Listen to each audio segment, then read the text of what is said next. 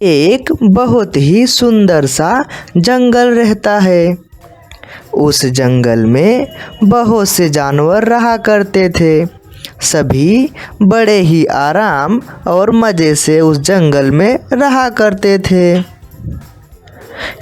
एक दिन की बात है, उस जंगल में किसी दूसरे जंगल से एक खूंखार शेर आ जाता है और आते ही एक हिरन को मार देता है और सभी जंगल वालों से कहता है कि अब से मैं ही इस जंगल का राजा हूँ। अब से मुझे जब भी भूख लगेगी मैं किसी भी जानवर को मार के खाऊंगा। अगर मेरे यहाँ रहने से किसी को तकलीफ है वो इस जंगल को छोड़ के चला जाए। ऐसा कहकर वह शेर जोर जोर से दहाड़ने लगता है।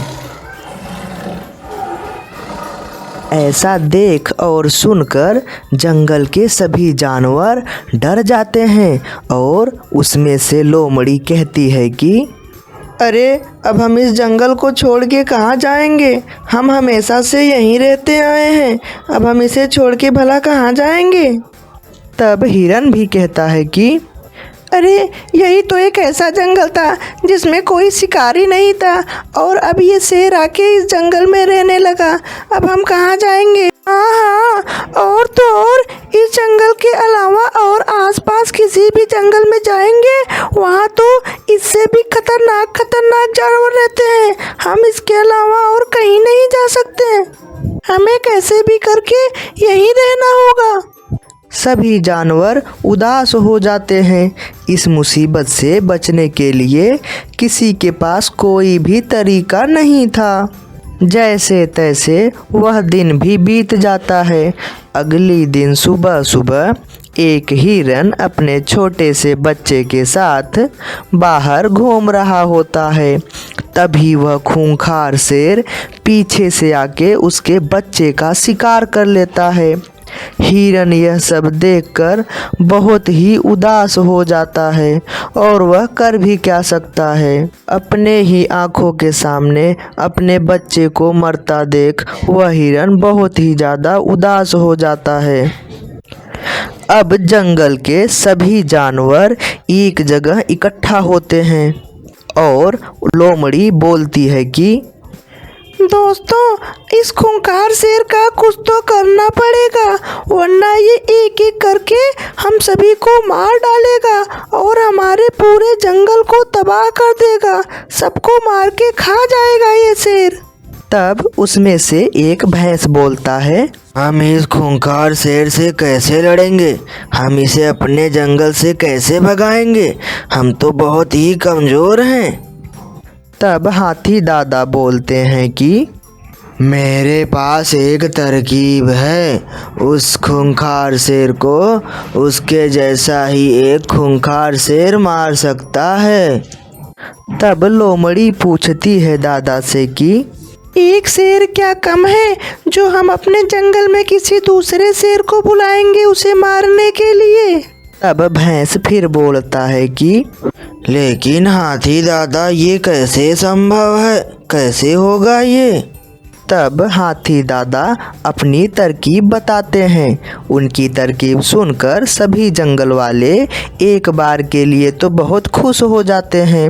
लेकिन फिर लोमड़ी पूछती है कि हाथी दादा आपकी तरकीब तो बहुत अच्छी है लेकिन उस खूंखार शेर के पास कौन जाएगा। जो भी जाता है वो तो उसे तुरंत ही वहीं मार देता है। कौन जाएगा उस खूंखार शेर के पास। तब कब से उदास होकर सबकी बात सुन रही वह हिरन बोलती है कि मैं जाऊंगी उस खूंखार शेर के पास।